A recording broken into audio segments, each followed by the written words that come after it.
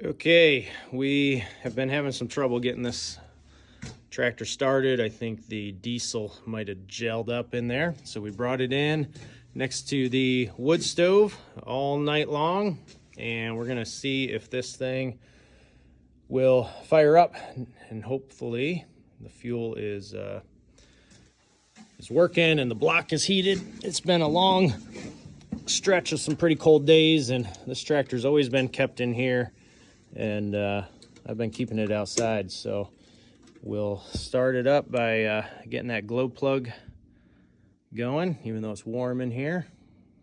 Give it every opportunity sort of see it glowing. There we go. That's the brightest I've seen it in a while. So the battery must be doing well. Turn the fuel on, clutch in.